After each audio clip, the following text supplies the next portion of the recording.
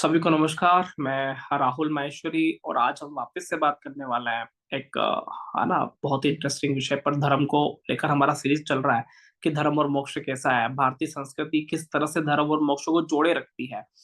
तो है ना, कई बार जब ज्योतिष पढ़ाता हूँ तो हमेशा मुझे ऐसा लगता है कि यार कुछ ऐसा हो सकता है कि कोई नया व्यक्ति आए और जो बोले कि सर हम नहीं मानते हैं, हम ज्योतिष को नहीं मानते हैं, हम भगवान को नहीं मानते हैं, हम आस्तिकता में विश्वास नहीं रखते हैं, हम थोड़े से मॉडर्न ख्यालातों वाले हैं, है ना, प्रैक्टिकल विचारधारा वाले हैं।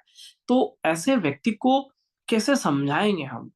ऐसे व्यक्ति को कैसे हम डील करेंगे? कैसे उनको समझा सकेंगे कि भाई आपके मॉडर्न ख्यालात, भगवान, आस्तिकता, ज्योतिष सब एक ही, है ना, माला के मोती हैं।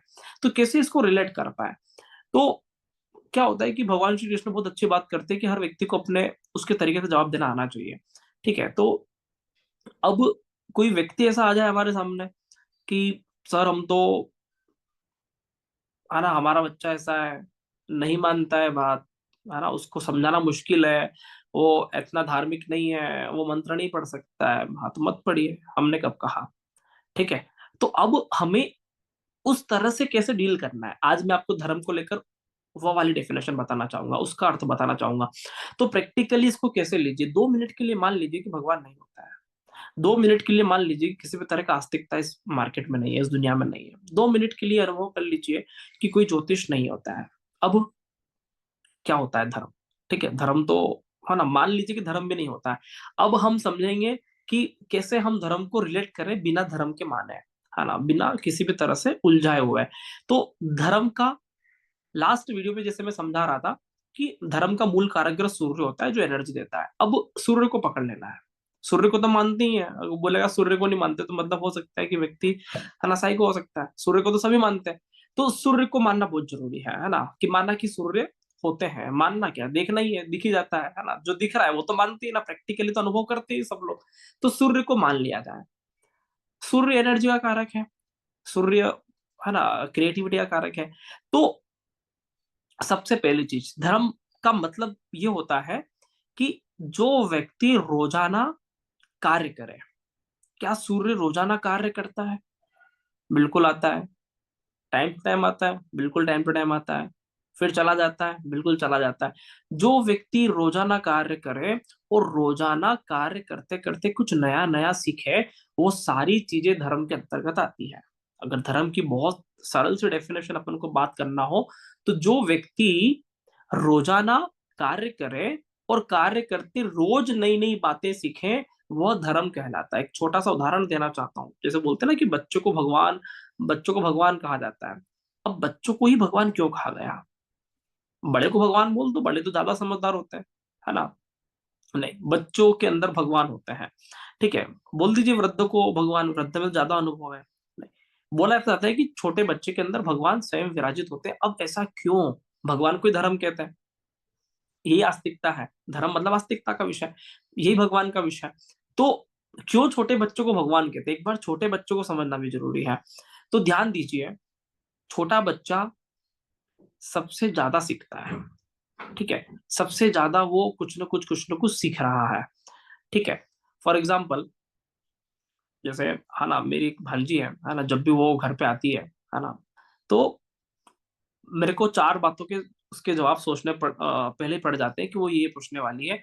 या उसको कहीं पर भी आप ले जाओ, है ना, घुमाने ले जाओ, बाइक से ले जाओ, कार से ले जाओ, ट्रेन में ले जाओ, ये क्या है, ये क्या है, ये क्या है। इतनी सीखने की जिज्ञासा 3-4 साल की जब वो थी तब, है ना, कार में जब हम घूमने जाते थे, ठीक है, तो वो स्टीयरिंग को देख रही है ना, स्टीयरिंग को देखते देखते सीख गई। अब वो मेरे से बोलती है कि मामा मुझे गाड़ी चलाना आ गया। मैंने कहा अच्छा। बोले हाँ अब मैं बैठूंगी, अब तू देखना। ठीक है, मैंने कहा ओके। तो वो गाड़ी आगे बैठ गई। अब मोड़ आता था तो वो भी ऐसे मोड़ती जैसे मोड़ता था। बोले मोड़ी ना मैंने, मैं गाड़ी चला रही हूँ ना। फिर इधर आता था, फिर इधर मोड़ती, बोले मोड़ी ना मैंने, मैं गाड़ी चला रही हूँ ना। तो वहां से मैं उससे सीख रहा हूँ। मुझे ये अनुभव आया कि यार ये व्यक्ति, ये जो छोटा बच्चा है, ये कितना अच्छे से सीख रहा है। ठीक है। तो रोजाना नई नई चीजें सीखती है। अब उसको सिखाने के लिए मैं तो नहीं गया, उसने देखा सीख लिया। तो कहने का मतलब ये है कि जरूरी नहीं है कि आपको हर बातें सिखाई जाए। जरूरी नहीं है कि आपको वेद गीता ज्ञान पंडित जी पढ़ाए और सिखाए। जरूरी नहीं है कि आपको स्कूल में टीचर पढ़ाएगा और आप सीखोगे। कुछ चीजें हम स्वयं सीख सकते हैं दूसरों को देख देख कर। तो बच्चों के अंदर ये सबसे ज्यादा क्वालिटी होती है कि वो मामा क्या गया मामा से सीख लिया, बुआ क्या गया बुआ से सीख लिया, दादा दादी से सीख लिया, मामा मामी से सीख लिया, नाना नानी से सीख लिया। हर व्यक्ति से सीखने की कोशिश करता है, पड़ोसी से सीख लिया, स्कूल में जो नहीं पढ़ाया, आप छोटे बच्चे से बात करें देखो, जो स्कूल में नहीं पढ़ा रहे हैं उसके बावजूद उसको बहुत सारी चीजों का पता है ना, उसके दोस्तों के बारे में पता है, वो क्या करता है, हरकतें सेम करता है, तो सीख लेते हैं।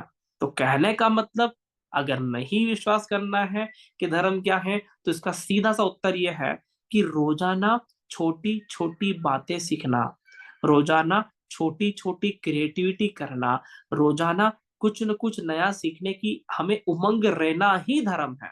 और छोटे बच्चे कितने प्यारे लगता है, प्यारा इसलिए लगता है कि रोज नई नई क्रिएटिविटी करता है। अगर बच्चे क्रिएटिविटी करना बंद कर देना, बिल्कुल भी प्यारा नहीं लगेगा। धर्म बहुत प्यारा है, ठीक है, आस्तिकता बहुत प्यारी विषय है, भगवान बहुत प्यारे हैं, क्यों है, रोज नई नई क्रिएटिविटी करते हैं। अब हम बात करते हैं भगवान श्री राम को, आज दिन तक भगवान श्री राम को भी पूरा समझ पाया? हाँ, सवाल ही नहीं उठता। भगवान विष्णु को पूरा समझ पाया? सवाल ही नहीं है। इतनी सारी क्रिएटिविटी है कि हम जिस चीज में चले जाएंगे तो उस चीज में हमें हमें चौंक जाएंगे। भगवान श्री कृष्ण, है ना, जिसको बहुत, है ना, विश्व का गुरु बोलते हैं, है ना, ब्रह्म का गुरु बोलते हैं, कि कृष्ण ने जितना ज्ञान किसी के अंदर ना था, ना हो सकेगा। तो कृष्ण क्या है, कृष्ण के अंदर क्या है, क्रिएटिविटी है। इतनी ज्यादा बातें इन लोग को उन्होंने सीखने को मिल सकता है, इतनी नई क्रिएटिविटी, रोज कुछ न कुछ नया करते थे, है ना, बचपन में नया किया, जवानी में नया किया, है ना, अर्जुन को ज्ञान नया दिया, हर तरह की नई नई नई नई नई नई उमंग, नई नई क्रिएटिविटी, नई नई बातें, ठीक है ना, अलग अलग तरह से सिखाने की उनके अंदर क्षमता थी, ताकत थी। तो ये धर्म होता है। ऐसा कोई व्यक्ति जिससे आपको रोज नई नई बातें सीखने को मिले, इसका मतलब आप उसे गुरु बना सकते हो। गुरु उसको ही तो बनाते हैं, गुरु किसको बनाते हैं, जिससे रोज कुछ ना कुछ सीखने को मिला है। भारतीय संस्कृति ये तो बोलती है गुरु बनाइए।